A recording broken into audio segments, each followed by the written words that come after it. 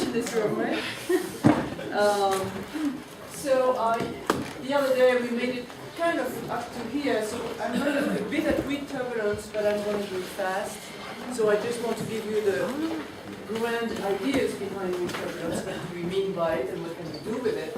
And then we'll go somewhere in here, because the title of the talk was a priori, you know, are there different kinds of turbulence? Is it all Kolmogorov or is it something else? So we're going to look at the case of MHD and of rotating flows, maybe not in that order. And maybe at some modeling. We'll see how time flies. You know? I don't know. Okay, so why haven't we resolved turbulence? Many reasons, but one of them is everyone has a small parameter in the problem, right? Our expansion parameter, if we want to expand, is the Reynolds number, and that's very, very big. So, in a sense, if we want to resolve it, we need a small parameter. And weak turbulence gives us that, and I'll tell you in a moment why. So we're going to solve it, but then the question is it useful? In other words, it's all cheap, but maybe I shouldn't tell you that because you have to listen to what I say about weak turbulence. But there is a little problem with it, but we'll see. So weak turbulence was done in the mid-60s in the Soviet Union in the context of plasma physics by Sakharov and people around him. And in this country, in the context of geophysical fluid dynamics. Why? Very simply because there's no, as soon as you get out of three-dimensional incompressible Darius flows, you have waves. Now if you have waves, they have a frequency. So here's the linear operator associated with the waves. And I don't put dissipation in there, I suppose that dissipation is very small. And then there is a nonlinearity. And since for 5 minutes I'm a mathematician, I put an epsilon and I say epsilon is small. That's my right? So I do that. And then if it is small, I'm going to be able to solve, quote unquote, the problem, but solve it. So when epsilon is 0, I have waves. I'm in Fourier space because Fourier space is kind of the nice space for waves. And they have a frequency with a dispersion relation. Okay. And that could be Coriolis force. It could be an imposed magnetic field. It could be gravity. It could be compressibility. There are all kinds of waves as soon as you get out of the academic problem. So if there are waves, there are two different time scales now. Right? There is the time associated with the wave, which is the inverse of the frequency. And since I say that epsilon is small, the time associated with the nonlinear term is going to be long. So I'm going to have variation a la nonlinear, a la Kolmogorov, a la mode coupling and convolution terms, but they're going to be slow, and this is going to be the guy that varies fast. So my small parameter, which I may have forgotten to write, epsilon, is the time of the wave divided by the eddy term of the time. And I assume that it is small. Okay, so because of that, I'm going to be able to close the equations, to resolve them. And they're called kinetic equation, that's jargon. And resonances plays an absolutely essential role between the waves. And I will have a rigorous statistical theory, because I'm going to do statistics, for waves. But of course, there is already a little problem, which is, what if the frequency of the wave is 0? And if the frequency is 0, the time scale associated with that is very long, infinite, and therefore then I can't close the equation. So I'm going to have problems when that happens, but I ignore it. And it does happen, because if you take inertial waves, if I recall correctly, their frequency, so inertial wave, is something like k parallel over k per omega. No, omega is upstairs, that's the frequency. It's just k downstairs, just the whole. Yeah, true. Yeah. But it's quasi two-dimensional. And there is a factor 2, you're right, because the Coriolis force has a factor 2. And the frequency for Alban waves is 1 over k parallel to 0, because the dispersion relation is omega dot v0, so u dot v0. And v0 is an imposed field, omega is an imposed field, and we'll assume that it is constant. So you see that when k parallel is 0, I'm sorry, I'm so used to the times. This is K parallel, basically. Okay. So you see that when K parallel is 0, I have a problem. And basically the way this translates into the dynamics is that the K parallel equals 0, modes are going to decouple. Now K parallel equals 0 means that parallel to the rotation imposed, parallel to the magnetic field that is imposed, I have no variation. So that's the two-dimensional evolution of such flows. So there are problems there, but let's put them aside. So what's next? Well, I take a Fourier, and I was looking at my notes this morning and I said, oh my, I mixed notations and I should change them, and I said, it's not the time to change the notations. So you're going to live with it. I go in Fourier space, right, and I have an amplitude which is the Fourier transform of that velocity in real space. And now if I look at the nonlinear term, I just call it H for Hamiltonian, because that's really what's behind, depending on two frequencies. Because if I assume that the nonlinear problem is quadratic in the velocity, which is what I have when I'm incompressible, then I'm going to have an integral over all wave numbers such that k, m, and n are the sum of them equal to 0, and that's the convolution term. So the evolution of the amplitude is proportional to epsilon because I'm looking at the nonlinear operator, whatever my operator v grad v and whatever is, and coupling with those waves. Well, the first thing I'm going to do is to change notation because they are too complicated. It's just, script. So I change notation, but it's not very important. And then I write the equation for what is called the interaction representation. At least when I was young, that's what it was called. And basically the thing is, if epsilon equals 0, I just have a wave. So I'm going to write the wave. So if epsilon equals 0 for the variable little a, I have no time dependency, because I want to focus on the time dependency of due to the nonlinear term. So this term is proportional to epsilon. Okay, but epsilon is small. That's good.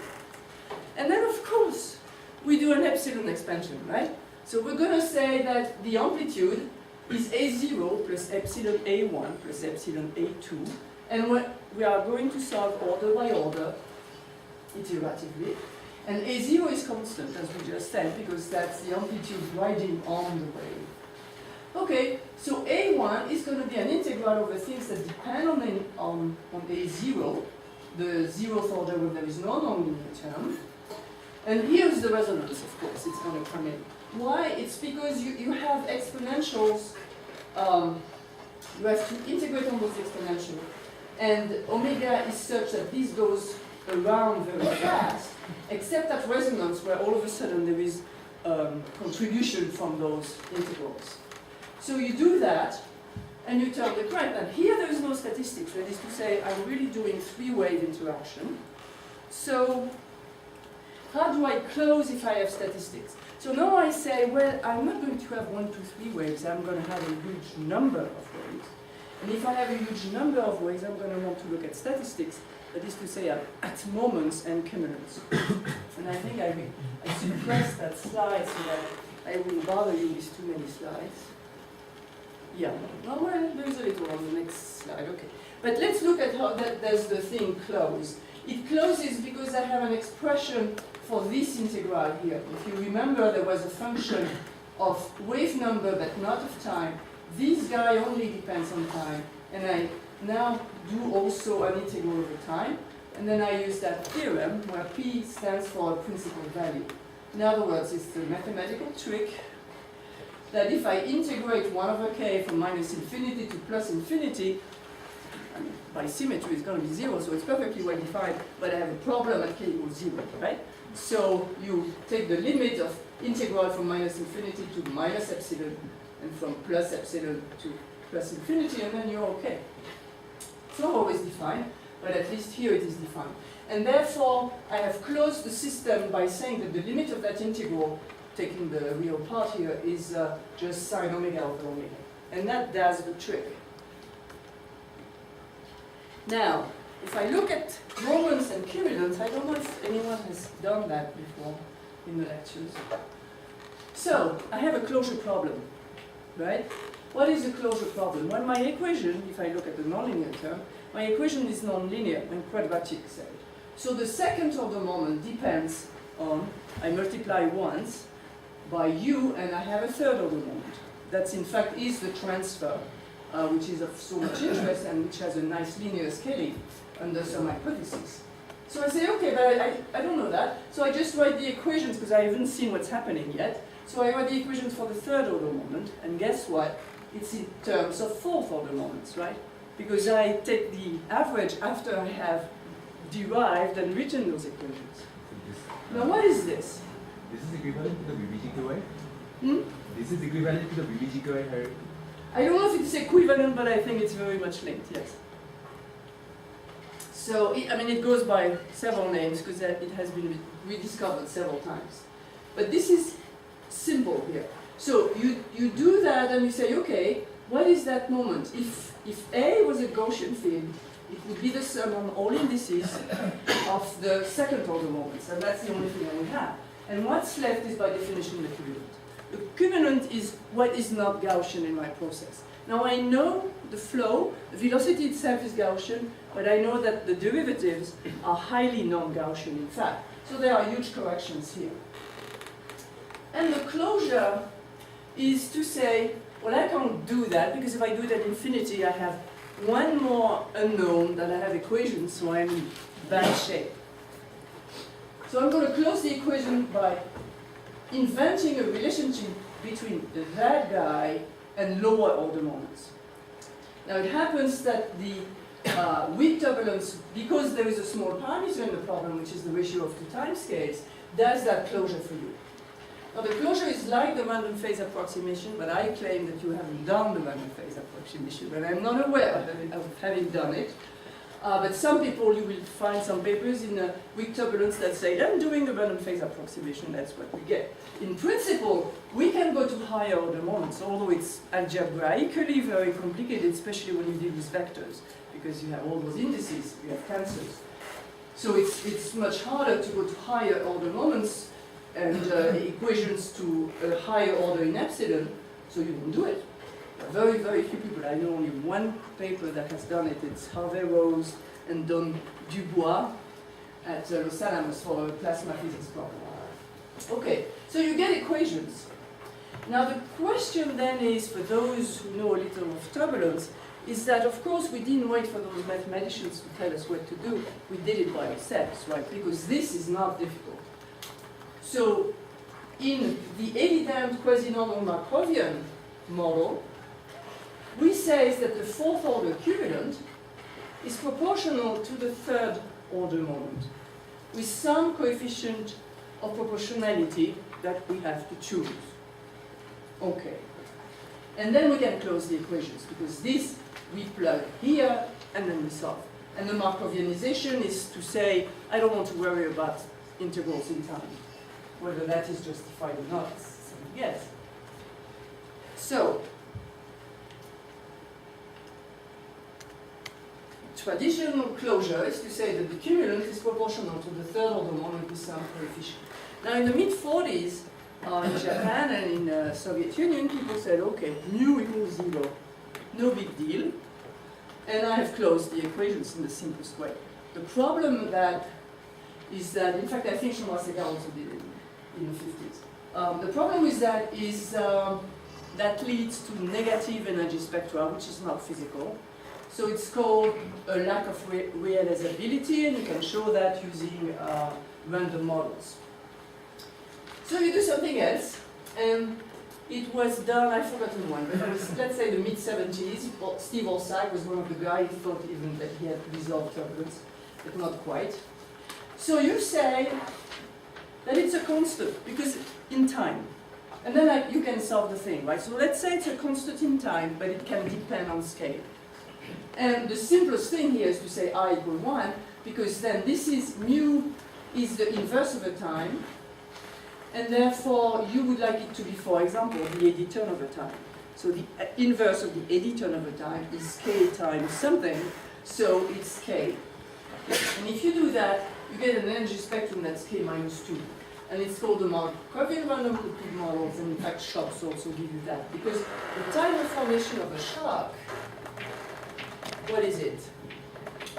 It's the scale L divided by delta U, and it's not even delta U RMS, it's going to be delta U max, where you have the biggest jump in the velocity, that's where you're going to have a shock.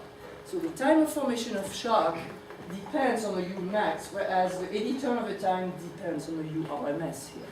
And that changes the scaling of the spectrum simply because now you have no dependence on length or on wave number, whereas in the eddy turn of the time you have T and L is L over UL. So that changes the energy spectrum a priori, okay? Okay.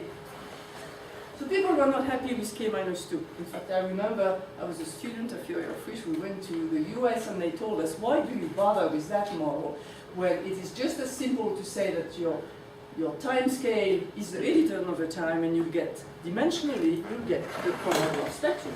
And that's called the eddy damped quasi-normal Markovian. And then, if you have waves, then you have to say that this rate of decorrelation is the sum of the eddy turn over time and the wave time. And that gives, well, I'm sorry, I wrote it for MHD, that gives yet another energy spectrum, because if the waves are fast, this is big, this is going to dominate the sum, and you get a damping which is linked only to the waves. And you can also compute that rate with an auxiliary problem, and you can see that it can get very complicated, but weak turbulence does it naturally for you. Now, there are some people who say that, in fact, the closure, where I say fourth order cumulants are proportional to third order moments, and I cook up some degree of proportionality, are equivalent to the theory of weak turbulence.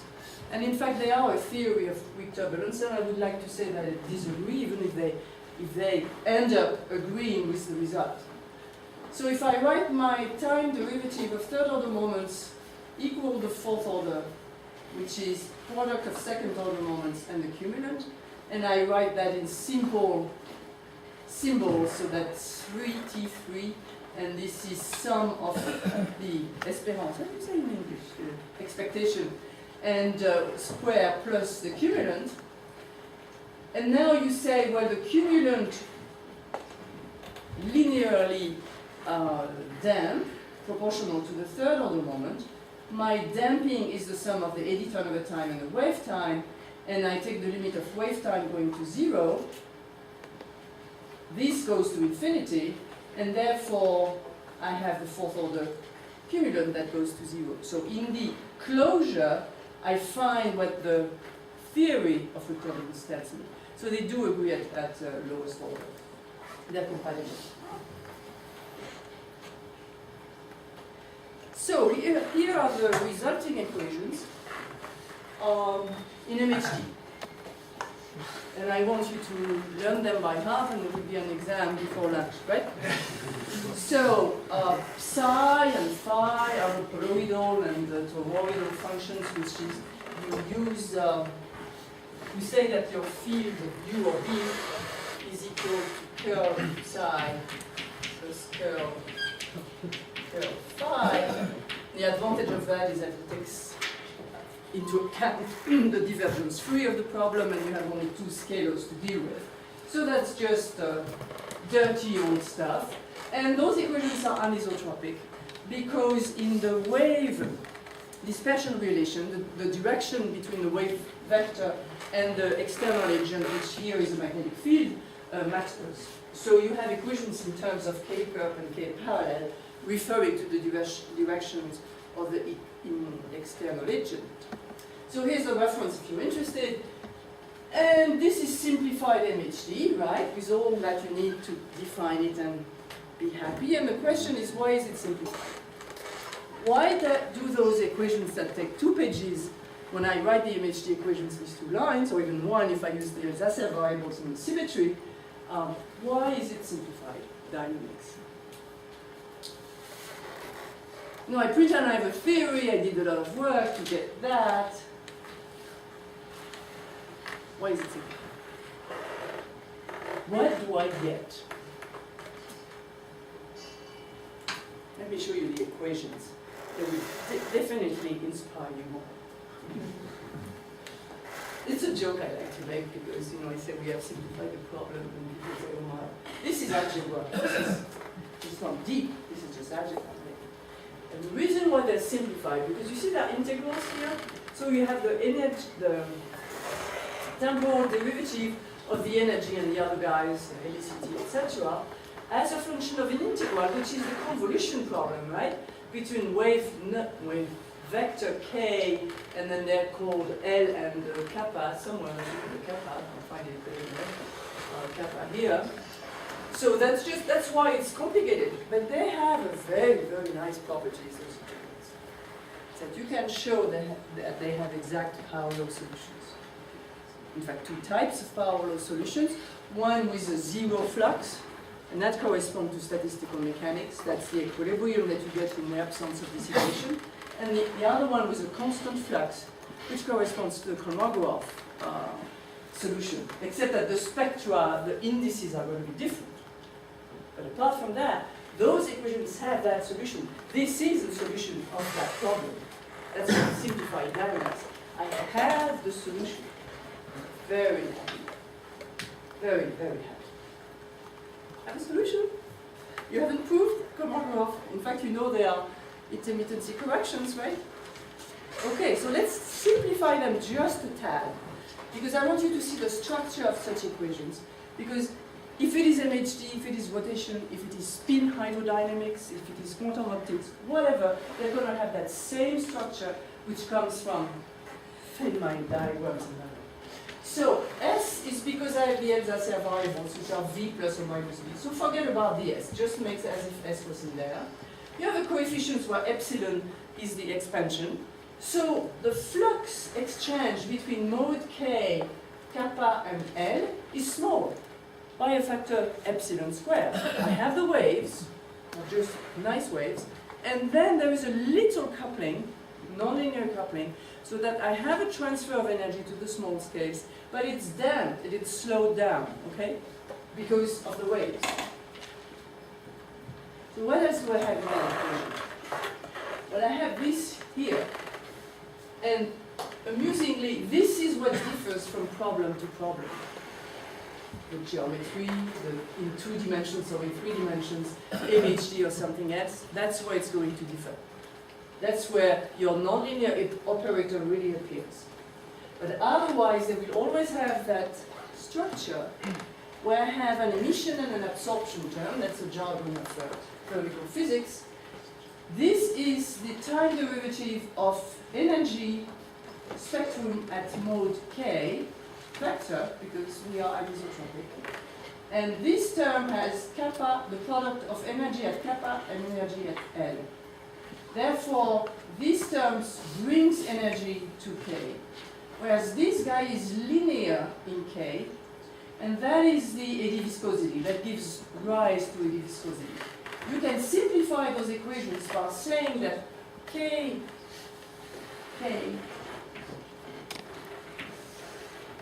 kappa, and L, K equal kappa plus L. But here, K over kappa, or L say, is very small. So here's another small parameter. So we can simplify those equations by assuming that there is a small parameter, looking at the effect of, say, the large scales, or the small scales, sorry, the large wave number, on the large scales, the small scales on the large scales, and you find eddy viscosity and eddy noise. So you can simplify those equations a bit further. They will give you transport coefficients. Okay, and that's just the convolution integral. So all such equations have that shape. Okay. Now, is there any evidence for MHD turbulence in the weak regime? That's a very tough question, because you could ask, is there any evidence for weak turbulence in life? And that's a tough question.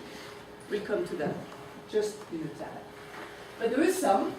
First of all, there is some evidence numerically, and then this is the data spectral index as a function of wave number for the Jovian magnetosphere. So let me tell you that there is a lot of data handled here, because we don't have that good data for Jupiter. But nevertheless, in Jupiter has a strong magnetic field and it has a magnetosphere. And in the magnetosphere there are planets. And those planets, at some point, say between Io and Callisto, they are embedded in a strong magnetic field. So the ratio of BRMS, where I am in the magnetosphere of Jupiter, to the B0 of Jupiter, is something like 10 minus 2. And it's small enough for us, right? And in which case, indeed, it seems that, that's K2, it seems that the spectrum is K minus 2. Now, 5/3 is here, and there is a zone of scales where it seems to obey weak MHD turbulence. Have you ever heard recordings of the radio emissions from the Jovian magnetosphere? No, I have not. A lot of interesting waves, a lot of chirps, a lot of whistlers. Oh, there are plenty of waves there, It's because very it's a noisy. magnetosphere, Very absolutely. noisy. So, yes, but every time we talk about some MHD result for real plasma, people say, what about the kinetic effects? Well, the thing is, if I look at an energy spectrum as a function of scale, and I say that somewhere, for example, I have the Young cyclotron frequency or whatever, so MHD is going to break down. So I have a spectrum, which is something that we fight over, but it's a spectrum, it's something, and then I have something else here, and yet something else even further down. You have now, using cluster, you have a lot of nice observations. And this is rather well identified. What is not well identified is what happened here, what kind of waves it is. They fight over that, okay? But why does MHD work? It's because it has all the energy. Because this is log. So here I have 1,000 times or 1,000,000 times more energy. And therefore MHD does dominate the dynamics to some extent. So you can understand part of it as long as you are in that regime, which is probably why we only have a small range of scales where we see something that might be weak turbulence, okay? And then something else happens at that transition, and that's well observed now in this other paper by Sarawi, some other people, but that's, I don't remember exactly the spelling, I'm sorry. Okay, so, let me say there is a problem. So do you see where there is a problem with the weak turbulence theory, the weak turbulence approach? Why is there a problem with it? It's fine, you do a development, it's right, it's those big equations, you have fun with it, but why is there a problem from a physical point of view?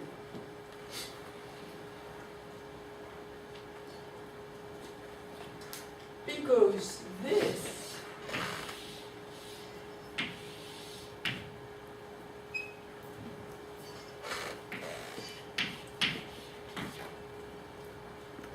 this small parameter depends on scale. Because the wave and the eddy turnover time do not have the same scale dependence. Therefore, this theory is non-uniform in scale. Therefore, there exists a scale at which those two guys are equal. And it breaks down there. You know, it can be a scale that's bigger or smaller by some numerical factor. But basically, the weak turbulence breaks down because it's not uniform in scale. And that's important. So it's a nice theory. It is reassuring to be able to verify all those hypotheses about constant flux solutions and power law solutions. Nevertheless, it breaks down and something else happens. Now, there's plenty of papers in the literature about that, and it breaks down either at small scale or at large scale. So, for example, if we take the definition of, if we take the wave time, which I will forget about wave numbers, just put 1 over omega, and I say that this is equal to the eddy turnover time, which is L over UL, which is also 1 over square root of K3 E of K, where E of K is whatever, I have not said that yet. Well then, when you equal those two guys, you find out that you have a scale which we call the Zeeman scale, or Zeeman wave number, which is epsilon over omega 3 to the minus 1/2. And you can do the exercise to Can find you turn out. the light on? It's the one on the right, the light switch. This one? No, This one? yeah. For the blackboard? Yeah. So you say, okay, those two times are equal. I have not told you yet how E of K is. I hope it is. Yeah, it is in the next transparency, in fact. And then you have a scale at which those two guys are equal. Okay? And we predict where weak turbulence breaks down. Now, is that prediction true? We'll see if I have time to show you. I think I'll be okay. Okay. So this is very complicated, so let's do it with our hands. A phenomenology and waving argument. Because the basic argument of the weak turbulence theory is that there is a small parameter. So let's use that small parameter. So for some reason I decided not to call it epsilon, because epsilon is the rate of energy transfer, so I call it iota. Never mind that. So the physics of that problem, apart from anisotropy, the physics of that problem is that the transfer to small scales in turbulence with waves, which is, by the way, the generic situation, in the physics of that problem is that that transfer is impeded. It is not as efficient because I don't have as much nonlinear coupling, or more exactly, the linear term that makes the waves in the system is dominant at large scale, say. Okay, so how do I do that? Well, if it is impeded, I'm going to say it's slowed down. And what is the only parameter I have in the problem? Is the ratio of those two time scales. So I want the time of transfer of energy, which for Kolmogorov is the epitome of the time. I want that time to be longer, so I'm going to divide by my small parameter. How simpler can you get? Right? So I do that, and I do the algebra, and what I find is that if I have a constant energy flux, I like Kolmogorov, but now is the time being defined in that way, the spectrum is this. By the way, then you do the algebra for the structure functions, and you find that they vary as p over 2. Okay, so it's not p over 3 any longer, it's p over 2. So, do we have any evidence for that? By the way, the inspiration for that was from MHD, because that was done first by Hiroshnikov and Kreikman separately in the 60s for MHD. So that's the exercise for you. You do it for MHD. Okay. And you can do it in the anisotropic case. That is to say, you can say that the wave time has a parallel and has a the turbulence is in the perpendicular plane, so you can hand-wave your arguments. And that's okay. Now here's the data from an experiment in Saclay by Maurice, Moissy, people like that. And what they find is that this is the Rossby number based on the vorticity. But this is basically 1 over omega, 1 over the imposed rotation. So this is the tank and it turns. And it's not very big, okay? So when I have little rotation, I have something which is close enough to Kolmogorov, in fact, close to the 1.70 that some people claim. And beyond some critical Rossby number, so the Rossby number is defined as, guess what? It is the wave time over the eddy term of the time. Do we have imagination, right? So it's proportional to 1 over omega, which is the thing that counts here. So as I increase the rotation, I have an energy spectrum that goes, oops, it does not stop at k minus 2. Now, why is not clear? Because is it that they decay and then the energy spectrum, the Reynolds number is not very high, so it becomes very steep? Or is it something else? This is not clear, and I think people are investigating that a bit further because there is another solution to the problem. I'm not sure I understand what's on the vertical axis here. This is the spectral index of the energy spectrum. Okay, so the 5/3 is here, that's homograph, and the data is good when there is zero or little rotation. I can translate that as local slope of the energy spectrum. Or the negative of the slope. Thank you for the question. Okay. Is it stopping here? We'll see later why I asked the question. It's also that it becomes very difficult to rotate fast, right? We'll see. Let's not worry about it. So what's happening? So here is two numerical simulations. One that goes from k equal 1 in a box of size 2 pi all the way to k equals 300, so that's a 1, oh it's 500, so it's a 1500 cube simulation. And one that's cut here because it's a model. So we are comparing the model to the real thing, the direct numerical simulation, but don't worry about that. The initial condition, which is here in dark blue, is a fully developed Navier-Stokes turbulence without rotation. So it's a k to the minus 5/3 because we wanted to see the change from that situation to rotation. And the Rossby number is not written here, but if I recall correctly, it's something like 0.06. So as time evolves, I go from dark blue to green to red and to cyan, to pale blue. And you can see that two things happen. A, my spectrum in the large scale steepens.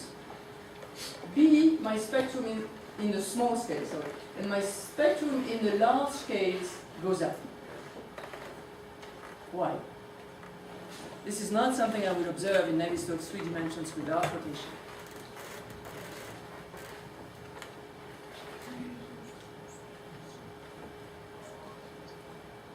Inverse cascade in 2 dimensions. The flow becomes quasi-two-dimensional, and therefore there is an inverse cascade.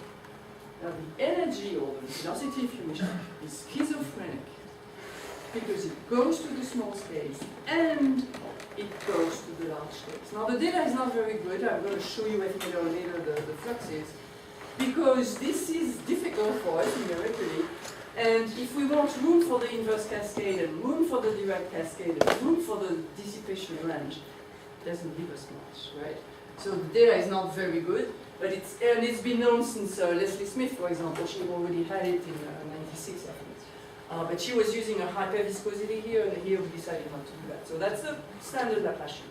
So we force at k equals 7 or so, and we can see that there was inverse cascade, but I would not bet on the energy, on the index here. Nothing to say about this one. And Rick is working on it now. Okay, by the way, the code, if you're interested, and you have the slides, so I don't have to read through that, but you can ask for the data and you can ask for the code. It parallelizes to 30,000 processors, and well, it's okay. You know, people said Fourier transform would not make it in parallel processors, but in fact they do. Okay, so how does that flow look? So this is the vorticity here and the helicity here. And the helicity is colored, if you remember, blue and red. That is to say, this in fact is the relative helicity, or the alignment between the velocity and the vorticity. And you can see that everywhere it's either blue or red because globally it's 0. The helicity is still uninvariant in the presence of the Coriolis force. Okay, so that's the helicity, it's a mess. But when you look at the vorticity, A, it has the usual structures of vortex filaments, the vortex tangle, which is a mess. But B, you can't deny that there is an organization in the third dimension. There are columns. Now, in a sense, that's a surprise, because the people who did rotating turbulence before us numerically were at lower resolutions because they were 10 years before, 20 years before, and therefore they could not see that. They could only see flows that are not very well resolved. Here it's already better resolved. Okay? And the Rossby number is not very small in this case. Okay, and here is the anomalous exponents of structure functions as a function of order. This is the experiment, mind you. And you can see that it follows a straight line which has a slope of 1/2. Now here's a word of caution with ESS, or extended self-similarity. If you are self-similar, it means that you have delta U of R to the power, is it P here?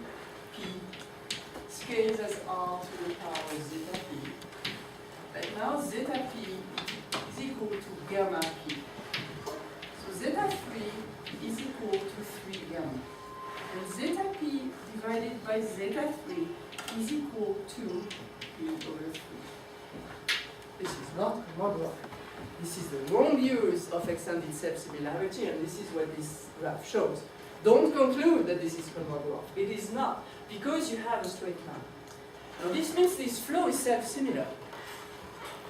That's a turbulent flow. You saw all those vortex filaments, and yet the scaling is such that it is self-similar. And the only thing you can say against is that maybe the Reynolds number is not high enough. And that's tough for the experimentalist, and that's tough for us as well. Okay? That I don't know. What I do know is that the Reynolds number that I know, that's what happens. Yes? So in thinking about rotating turbulence, I know that people often consider the Reynolds number and the Rossby number, and they are a complete set of dimensionless groups, but they don't necessarily well capture the whether or not the waves are damped.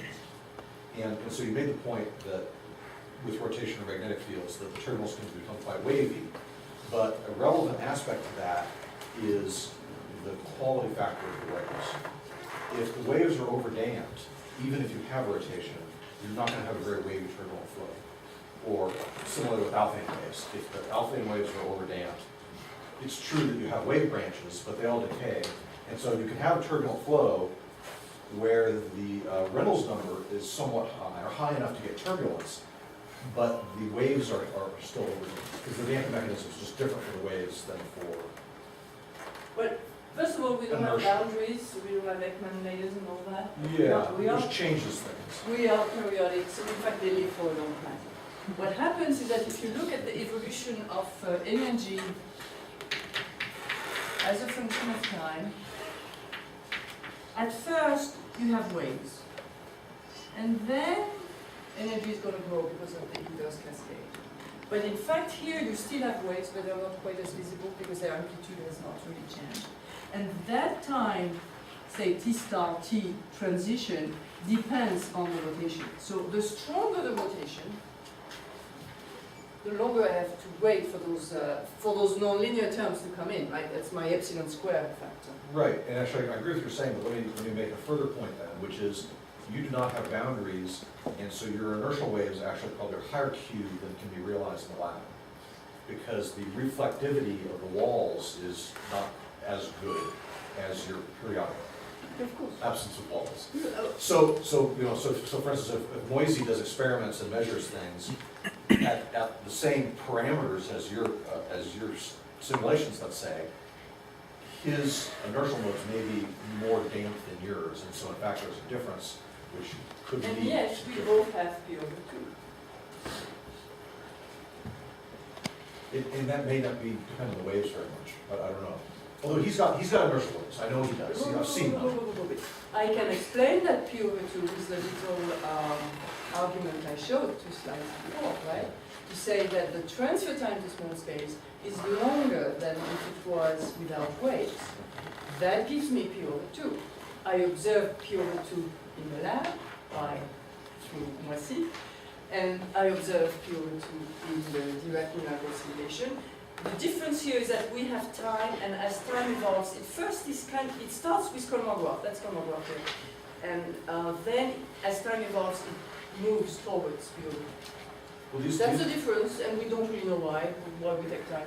and these issues are probably more significant for both numerics and laboratory experiments, and less significant for nature, because almost any time you have magnetic fields or rotation in nature, everything's tremendously wavy, fantastically wavy. Yeah, and plenty of waves. But the question is, what are the interactions between the waves and the eddies? Should you understand such a flow as a bunch of waves with a little nonlinearity on it? I don't think so, because when I look and my Reynolds number is not that high enough, and my Rossby number is, well, not in that picture, but I'll show you other picture. 0.35 is a bit good, but 0.01 is where the atmosphere or the ocean are, kind of. They go down to 0.01. So we are in a ballpark as far as Rossby, as far as the waves, inertial waves are concerned, we are not in the ballpark as far as the Reynolds number is concerned. What happens to the linear instability in that kind of flows, like Ekman pumping and the like? Well, we don't have boundaries, so we don't have Ekman pumping. Okay, so there aren't. Yeah, so this is absent. But my argument, even though I understand that boundaries are very important, my argument is that if you have a flow at very high Reynolds number, the boundaries are here, and here I'm kind of homogeneous. Yeah, I know, but if I look at the interstellar medium, it's kind of true. I mean, homogeneous turbulence does help to understand, and part of the reason is that those flows form internal boundaries. They have very strong gradients locally.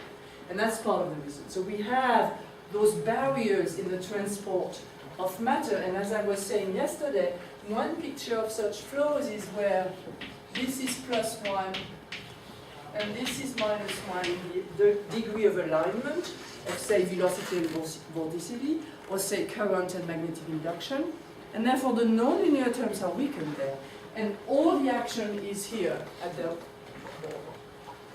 Just, let me say one last thing, and I'll be quiet for a bit, which is that, so the boundaries matter in part, for instance, in that your inertial modes are plane waves in T3 necessary geometry, right? Where if I have a spherical annulus, my inertial modes have a different modal structure and internal shocks and all sorts of complications. Right, but I will Geometry counter-argue. matters. I will counter-argue that in astrophysics, if I take the interstellar medium, homogeneity and planar geometry is in cubic. Okay, so you ask a question. Shall I go? Okay. So now we ask, remember at the other lecture, I said helicity is important. But it doesn't do much because without rotation, helicity or no helicity come on graph spectrum. Big deal, right? Except that locally I have very strong helical structures. So we check this. You know, the stupid person who wants to check everything. So we check this. We are now going to use a forcing which is fully helical. So it's a flow which has U equal omega. This is not stable, so it's going to destabilize. So the lambda vector U plus omega is going to be non-zero. But what happens in that case? So here it is. That's just a cut, a 2D cut. This is the case without helicity. This is the case with helicity. This is the vorticity, I think. And look at that baby here. Not here. Something is happening. Completely different from the structure point of view. And those structures are visible in the, in the energy and the helicity, and I forgot what's the fourth one. I think it's the Z component of the velocity. Different flow, looks different. Here they are, a zoom on those columns. And they're predictable, mind you, because if I seed two particles here, close to each other, look, I know where the other guy is, knowing the first guy. And then after a while, yes, I'm going to feel the far field of the vorticity in the usual tangle. But you have those organized columns, which are not Taylor columns. We are in a very strongly turbulent flow here, okay? But they are fully helical. That's what they are. So that's why they're very different. I don't say we are understanding them. So this is a 1500 grid. The forcing is at 1/7 the size of the box. Reynolds number of 5000. Rossby number of 610 - 2. So this is how the flow looks. It looks different from without helicity. And that's a zoom, because we love them. So you see this usual tangle of vorticity and those columns, and you have waves propagating along them. And what is the scaling? Well, if you look at the PDF of the velocity gradients and of the helicity gradients, this is what you get. So almost Gaussian for the velocity gradients, and therefore I'm going to have set similarity for the velocity gradients, that's clear, and not for the helicity. And that's the direct energy cascade. This is not the inverse energy cascade. And here's the scaling. Oh, surprise. This is not P over 2 any longer, so the exponents of anomalous exponents of structure functions as a function of order. Here, the weak case, the weak rotation case, and here the strong rotation case. They align on the line which is about 0.7. This is measured 0.71. This is not pure. So the intermittency in that flow, or the lack thereof because we are self-similar, but the self-similarity is completely different. Now you think, Annie, you don't know what you're doing. This is a numerical simulation. Who cares? Oh, I can see that. I would never say that. No, you will not say that. so here is the experiment. Those guys published in 2009. It's the group in Eindhoven, I think. And they are looking at a rotating flow, and they find that their data, and I forgot, it's an experiment where you put the voltage and the size, I've forgotten the details here. But their data align on a straight line, which they say is 3p/4, which is close enough to 0.7, which is a computer number. So it's also experimental, and therefore you have to believe it. And the interesting thing here, mind you, is that two rotating flows, two turbulent rotating flows have different scaling law. Self-similar and they're different. And it comes from the forcing being different? The forcing is different. That's the main factor. You force it differently and you get different scale. I have a forcing which at all time brings me helicity at large scale. Okay, and of course we have the answer. So we're going to have a new spectral law. So here you are with Kolmogorov not being the only solution to the problem. So we have a small parameter in the problem, which is the ratio of the wave time to the eddy turnover time. No change there. But then I'm going to say I have helicity, and helicity is strong in this graph. And helicity, if you remember the definition of helicity, it's U dot omega, right? Helicity densities. So it weighs the small scale, because there is a derivative in that definition compared to the energy which is used. And therefore, helicity is going to cascade to the small scales. But energy, as we know, even in the absence of helicity, goes to the large scales. So now the assumption is that the guy that we have to look into is the helicity. And we're going to do the Kolmogorov argument in terms of the variation of the helicity with time, which has a rate epsilon tilde. Okay? And otherwise we do exactly the same argument. And now we're going to end up with E plus H equals 4, where E is the spectral index of the energy, H is the spectral index of the helicity. And why do we have both? Because we are saying that it is the helicity that matters, so helicity enters, but we still have the eddy turnover time, which is based on the energy, and therefore both have to enter.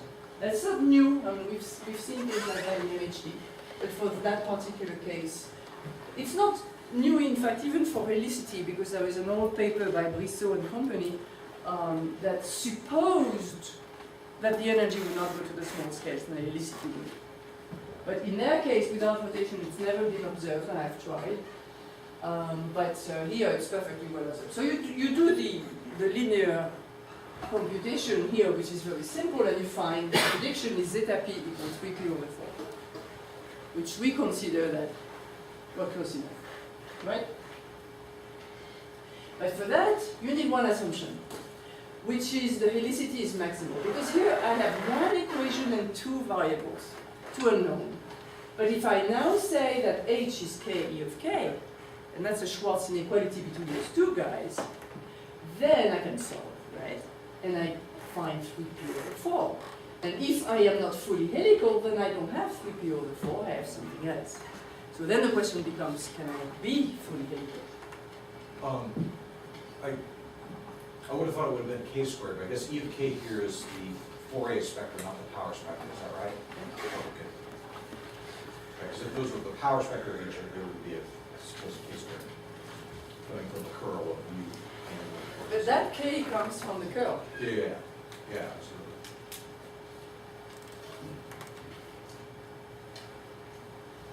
Oh, that is complicated. What time is it?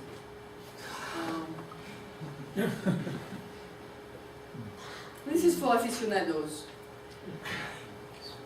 There is a hypothesis that maybe there is a limit. We are not going all the way to the maximum helicity, but we are stopping before. Maybe I go through that argument. Sorry, I mean, it's very simple physics, so it's just dimensional analysis. So what we are saying now is that there exists, and forget this is not MHD any longer, this is rotating first. So at large scale, I'm going to have a spectrum which is like k minus 2, say. And at small scale, this scale now is not the ion cyclone frequency, but it is the Zeeman scale. It is the scale where the wave time and the turnover time are equal. So I have a break, not observed yet, wait a little, but I have a break. Okay. So my spectra, energy and helicity, are the sum of this guy and this guy.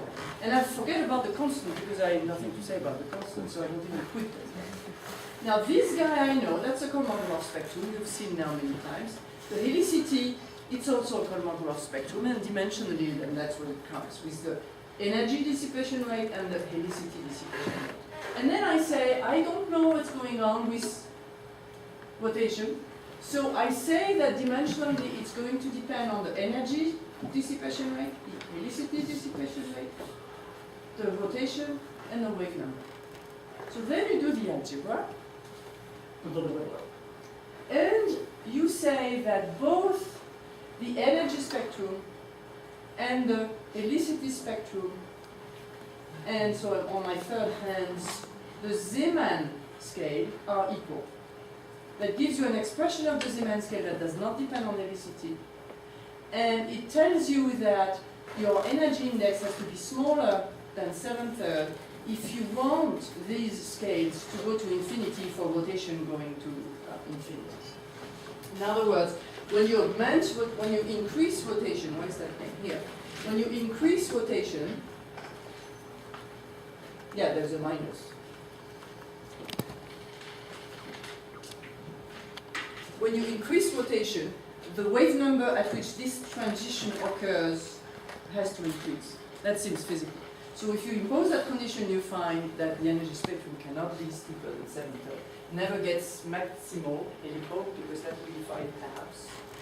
And it looks like, for the moment, nobody has observed something which is steeper within error-wise. And that argument was already done by Chakraborty on the basis, the same basis of Fourier-Frisch and Brissot, which is what if the energy goes to large scales and the helicity goes to small scales? Here we say, yeah, well, it does because of rotation, right? So that's where we are with turbulence. Here's the evidence. This is the production. This is the prediction. The product of the energy and helicity spectra multiplied by k to the 4 times E flat. It's not bad. This is now saying the best fit to the data for the energy spectrum and the helicity spectrum. And here is the best fit, 2.1 and 1.9. And here, if I was saying that they were both equal to 2.1, this just doesn't fit the data. We are forcing, that is wrong, I must have moved the picture, we are forcing a fit instead. Okay. Now, this I don't intend to convince anybody that this is not true. Because of course, E plus H equals 4, the solution, the simplest solution, right, is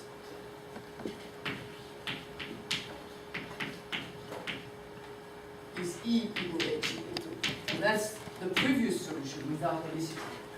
So I consider the data is not good enough. This is the best fit, but the data is not good enough to say that it is not equal to 2. But when you look at intermittency exponents, the difference is absolutely strong. But I thought we were maybe expecting H equals E minus 1 as well. No, that's if we are maximal, and I just told you that probably we're not getting maximal. So I think this is right for experiments. It was hard to measure the helicity. You really have to work very hard. Acoustic? Well, think about that. Gathering some chemical particle. No, you need just advanced PID techniques.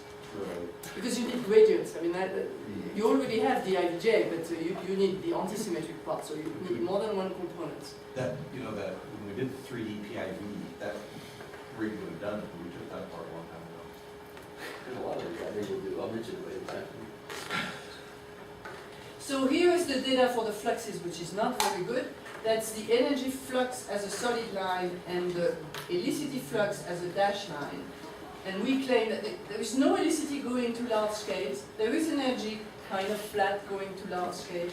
There is energy going to small scales and helicity going to small scale. And this guy is bigger than this one. Indeed, I think in the limit of very strong rotation, you will have a clear dominance of the helicity cascade. This is the same data but with a model. So in a model we can play with the Reynolds number, and therefore your energy flux become much flatter, which is more satisfying, but it's a model. It's a largely simulation model. So you can see that, no, this is, I'm sure you don't see much, so let me just, well, can you see it? This is the ratio of the helicity flux to the energy flux. It's 1 when the rotation is weak, and then it goes up. And it doesn't take much to change the dynamics. That's, in a sense, a surprise, because you always think you have a small parameter, epsilon has to go to 0. Well, no, in fact, it doesn't have to be. In other words, the phenomenological model is good. Let me skip that. Conformal invariant. You can ask me a question.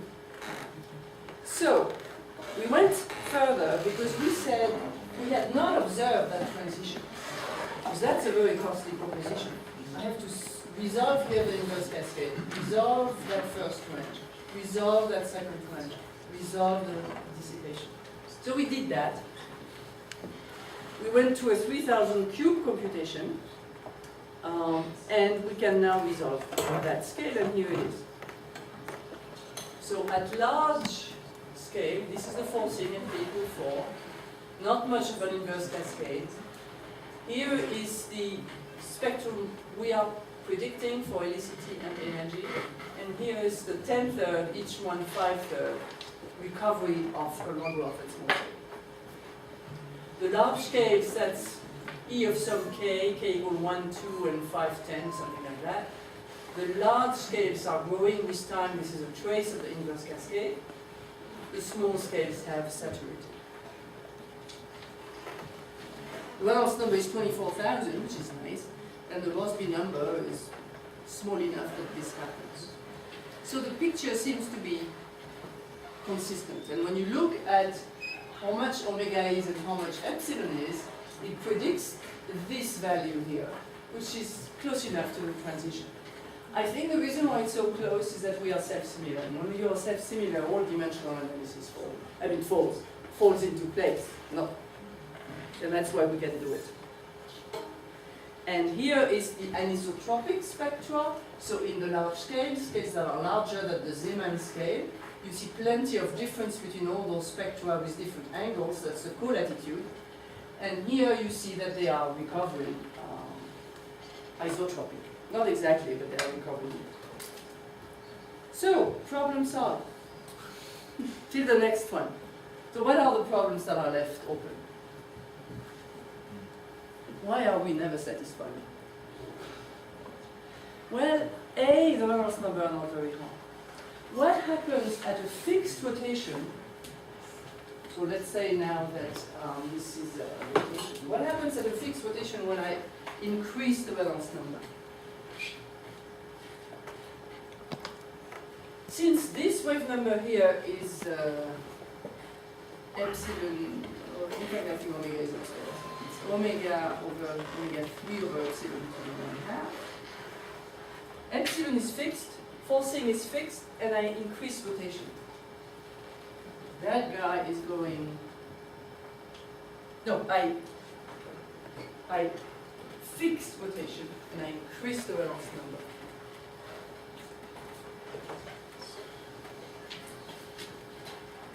Right? So the Kolmogorov spectrum is going to be very long, the wave spectrum is going to be very small, and maybe even not detectable. So the question becomes, is it important to have that different spectrum at large scale for the diagonalization for transport? I don't know that. I have no idea, but So that's one question. And there is another question, which is we've been forcing either with zero helicity or with maximal helicity, and therefore we have found those results. What happens if we are in between? If we have a little helicity, which is the natural thing, because if you draw at random a velocity, two vectors, a velocity and a vorticity, they are not going to be parallel and they are not going to be perpendicular. So the generic case is to have a relative rate of helicity which is not maximal, and this is the alternative among many other.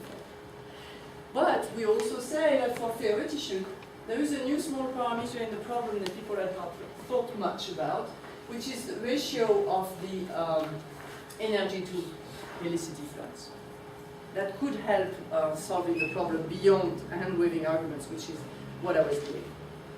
So can helicity help understanding the experiments?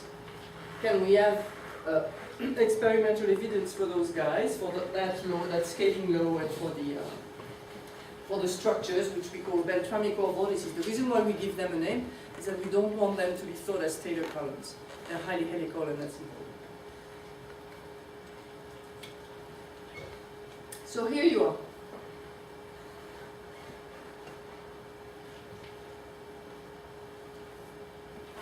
We have a big problem numerically, which is Moore's law of doubling the speed of processors every 18 months means that in 3 dimensions we double the resolution every 6 years.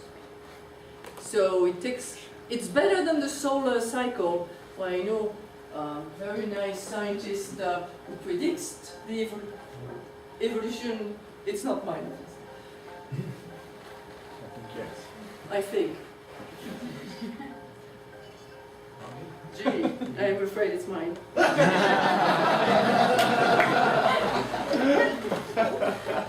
didn't know you were lecturing. So A, that you know that we were lecturing. B, I didn't know that I had not removed that thing. Oh dear. Yeah, it was my son. He's flying tomorrow. So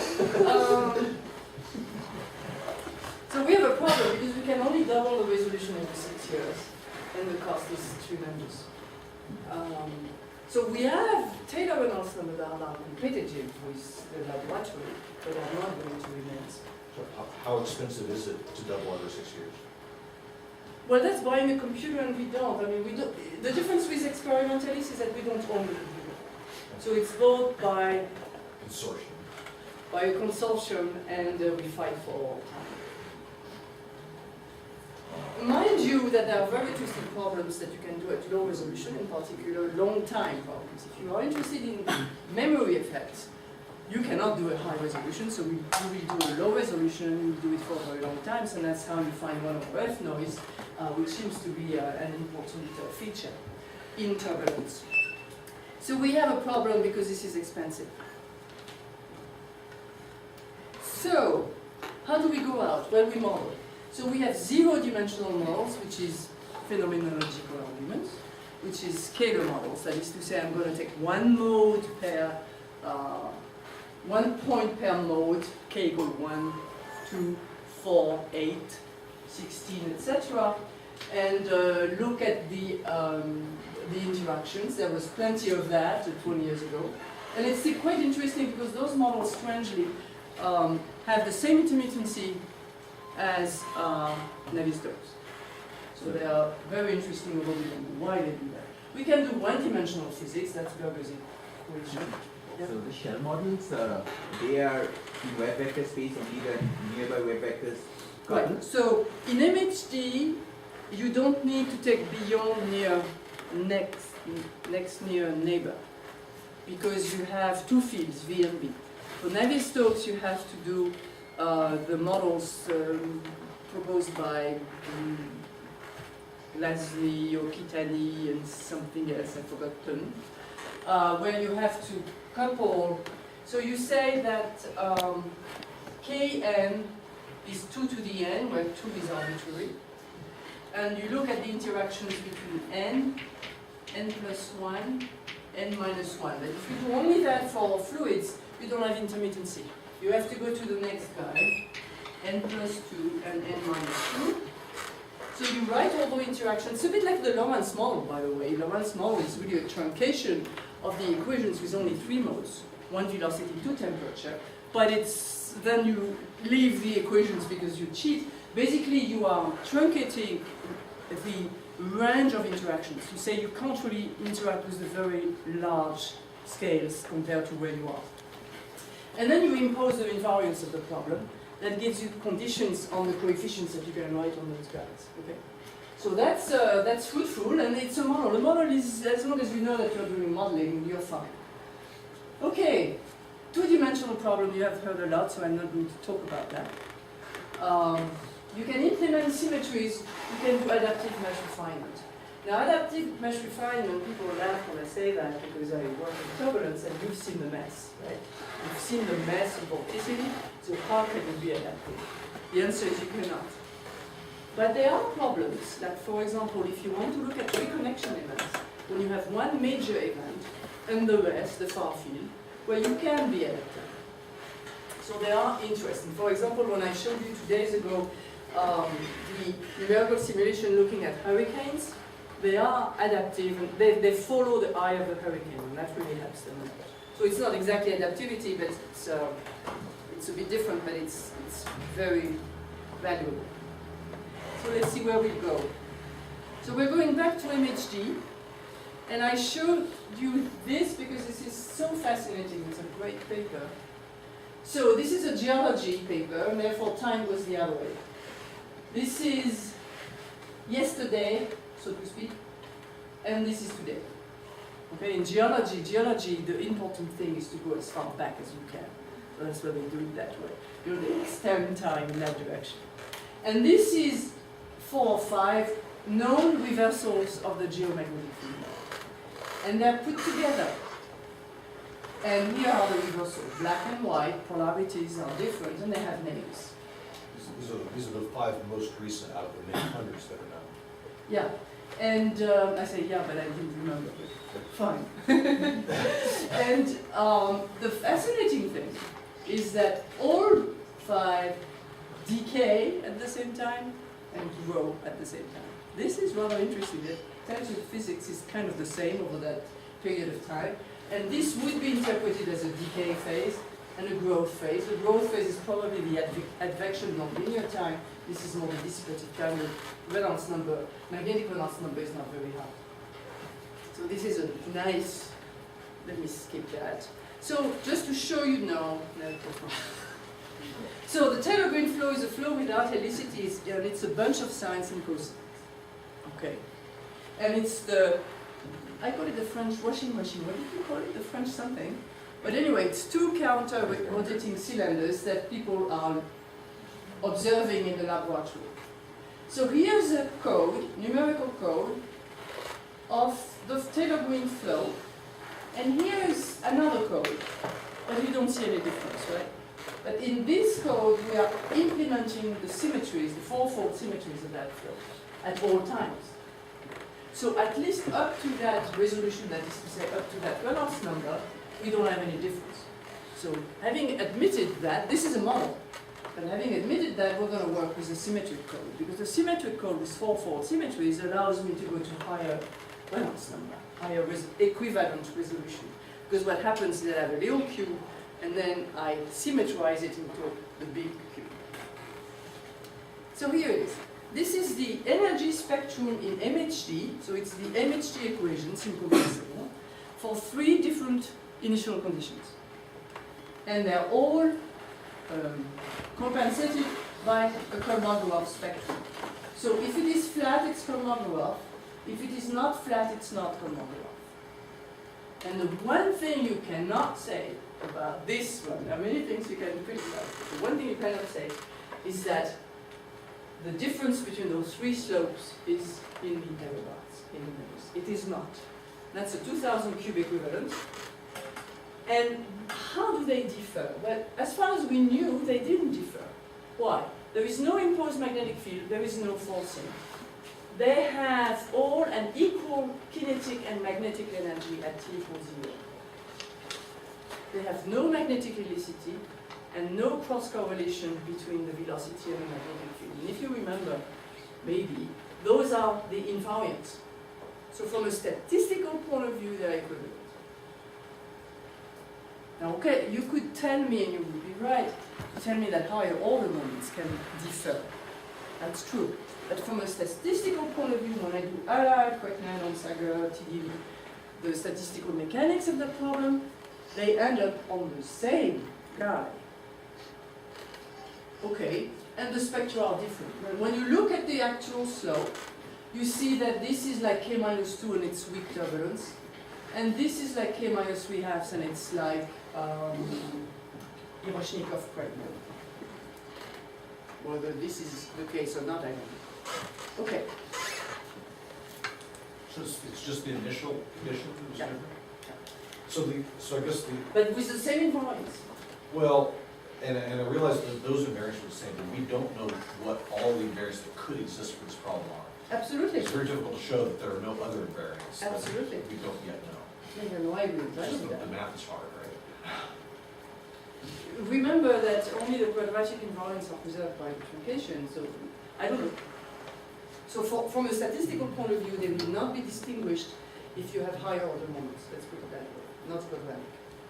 And indeed, if you take the two-dimensional case in MHD, it's like the two-dimensional case for Navier-Stokes. You have an infinite number of invariants. Okay. So the one difference between those three guys is in the ratio of the eddy-turnover time to Advent time, right? I have a fixation on that parameter because I think it governs how much wavy my turbulence is. So we look at it as a function of wave number, and you can see that those ratios are different, and in fact they're compatible with the power law that the spectra have. But in fact, the biggest difference is this guy here. That is to say, at k equals 1 or 2, the magnetic energy, I don't show that, but anyway, it comes from the fact that the magnetic energy is going to dominate at large scale. So there is a phase in the flow at t equals 0 that let that happen. And the problem with this result is that we don't know whether it is Reynolds number dependent. So the argument of some in the community is that, even 2000 cube is not enough. Even R lambda of 1300 is not enough. In reality, it's all Kolmogorov, or it's all Hiroshnikov-Bretner. You have two groups there. And I say, I don't know, I like to look. Now, let me give you some data. I think I have a bit of time for it. So let me give you some data. Is there a lack of universality in MHD turbulence is the question. Here are extreme events in the solar wind. This is again, I hope you're not tired of them, anomalous exponents, that is to say intermittency, as a function of order. And the velocity is in green, close to Kolmogorov. The magnetic field in the fast wind at 800 km per second is in blue, and the slow wind is in red. And they are measurably different. So, at least at higher order, of course the difference at 2, which is the energy spectrum, they're not very big. That's difficult. You know, the difference, let's say there is no intermittency, the difference between 5/3 and 3/2 is not very big. But at higher order, they do become different. And the magnetic field is more intermittent than the velocity. Now, if you don't like the solar wind, here is solar active regions. This is Valentina Romankova, who's done this. And she's looked at flares with different intensity of the flares. And this is, again, the extreme events, the anomalous exponents, as a function of order. And here the flare increases in its intensity. And if you were to remember the value of those exponents for Navier-Stokes or for MHD, you would find that here you're very close to Navier-Stokes, and here you're very close to two-dimensional MHD, which is more intermittent than three-dimensional MHD. So you could imagine that in the presence of a strong magnetic field, for the very intense flares, the flow becomes almost two-dimensional. So these differences, and you see the error bars, are larger than the other ones. They are order 1 differences. So in MHD, I have my doubts about universality, be it Kolmogorov or Hiroshnikov-Bretner plus anisotropy. don't know, but I have my doubts. And numerically you find it too, so what? Let me skip all that, and I think I will When you finish. say you're concerned about universality, you know, I look at this, and if that had come out of one of my turbulence experiments, I would have said, well, we just didn't average long enough. There were long time scales that we didn't include in our ensemble average. I don't know, I would have said it's not universal. I would have said that That isn't converged. any one of these events isn't converged. Yeah, and that's a good point. That's a very good criticism, because the numerics I showed was decaying, and therefore I can't integrate for very long times, right? So we average over 1 or 2 times over time, which is very small. In her case, you have one event and you do what you can with it. Counter argument is that we do have a lot of points, because on a grid of 3,000 points, cube, that's 27 billion points, so we have a lot of statistics. Okay, but it is true that it is a one time, and very frankly, I don't. At least, you know, I look at that and I say they're really different. Numerically, yes, we are intending to do a false case and see whether it behaves the same. Yes? As well as time, isn't there a problem that you're specifically looking at solar active regions and unusual events? You're kind of cherry picking data that's necessarily weird and not getting the whole flow, so maybe you wouldn't expect it to match kind of common growth, statistical. I'm sorry, I did not understand. You say that the physics could be different because you have very intense flares, for example? You're only looking at part of the flow. You're sort of choosing to look at weird bits of the flow. So weird statistics maybe is something you should expect, right? Maybe if you looked at the whole flow and didn't just wait for solar active regions all like. You're telling me I'm looking at one event, really. For each curve, it's one Burst. event. A burst. Yeah, a burst. That's true, absolutely. But nevertheless, the statistics of burst could be interesting. That is to say, there are measurable differences. That's not to be doubted. So in a sense, you could say chromograph is our beloved solution that we will always get, but there are fluctuations from there, and we could try to understand them, right? But I don't see how HT turbulence could be universal, because you have a whole array of situations where either the magnetic energy is larger, or the kinetic energy is higher, or they're about the same. And all those cases in principle should be different. Well, thank you for reminding me of what I showed you 2 days ago, right? With the exact flow in MHD. Well, there are several terms. So we can have V stronger than B, that's the kinematic dynamo, and that's going to be chromograph. We can have B stronger than V, and that's going to be a highly plasma dominated by the magnetic field, and it's going to be a large-scale magnetic field and helical, very likely. Or you can have those two guys equal, which is, by the way, what is observed in the solar wind most of the time, is a little extra magnetic energy, which is understood by statistical mechanics, by the way. So, a priori, that doesn't mean that you don't have young Russians fighting over A, it's universal, B, what is the universality, right? And they are doing some very big numerical simulations, so that's interesting. I think there is plenty of room to still explore. And it'd be nice to have experiments. Okay, yes, I see you looking at, why don't I stop here? And then you can ask some questions. Who cares? You don't want to hear about numerical modeling, you're tired, me too. You know what? They work well. Because otherwise, an adaptive mesh refinement is tough. Yes, adaptive mesh refinement is costly. And the question, let me show this one. The question is, how accurate do you want to be?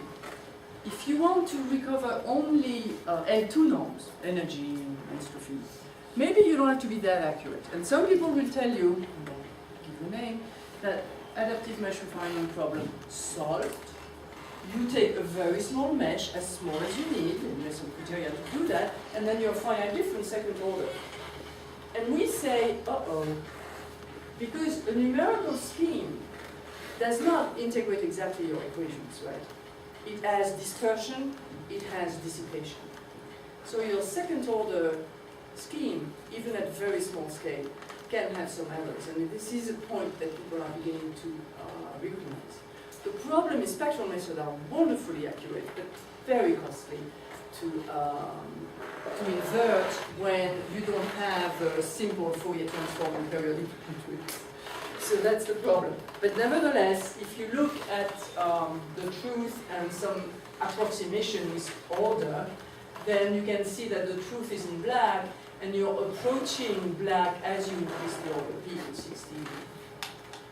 So, but that's the maximum current. So for the max norm, you need a lot of accuracy. And max norm can be important for hurricanes, can be important for reconnection. But if you only want L2 norms, you don't have to worry. And I will stop here.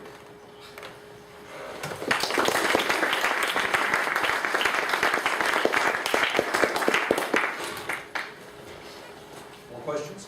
I have a quick practical question about the running of these numerical simulations. So 3,000 cubed, 9 billion points. 27. 27, sorry, I can't multiply. How do you handle this data? You clearly don't store it all. You store some snapshots so that you can come back and reprocess. Let me for hide some myself statistics? behind the desk. There are 2 schools here. The school of Paul Goodwood in Minnesota is that you store a lot of data because you want to make movies. The cost of that is just absolutely horrendous, so therefore we don't do that. So we only store, say, every turnover time, half turnover time. And if we need to recompute because we say, oh, this is so interesting, then we would have to recompute from that time. So what we save is not only the fields, but also the transfer, so that we can actually restart the computation. So it's restart right. But it's a problem for storing, it's a problem for visualization, and the NCAR, the pictures that are done here are done with software called Vapor. And Vapor has one advantage, is that you can put it on your laptop. And what it does is that it does compression of the data with wavelets, and that's lossless. You don't lose the information. So you look at your flow as if it was a 512 cube, say, and you say, oh, this part looks interesting, let me zoom. And you have several levels of zooming. So that can be done on a laptop, which is very convenient. But it's a big problem. In fact, doing the statistics is a big problem, like the intermittency in the big run. We still don't have it. So, yes, this is big. So you emphasized quite a bit helicity, both today and last time. And I guess it's a statement of fact that there are very few experimental measurements of helicity. Yeah, I hope I'm They're pretty- motivating experimentalists to look at it. That Well- was the point. Well, here's an opportunity to say something more about that. So how important is it for experimentals to look at helicity? For rotating flows, very. For non-rotating flows, not so much, because we think, 90% chances that it's homologous, okay? I'm not completely convinced that the Brissot, etc. solution, retaken by Chakraborty later, is not there, but there is no evidence for it. I have one case in the model that maybe is the case, okay? So, I don't think it's important for just Navier-Stokes. I think it's important in the case of rotation because we see P over 2 and 3P over 4, excuse me, this is totally different in scale similarity. And when we shall do a computation with helicity which is in between, not maximum and not zero, is it going to be in between or what? I don't know. We have some bets in the team.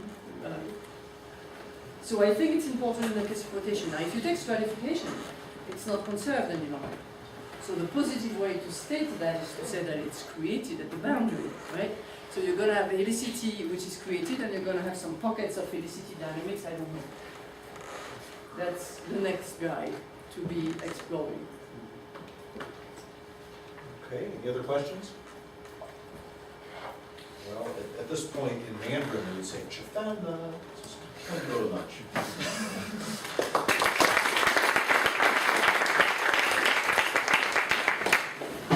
Excuse me, some announcements.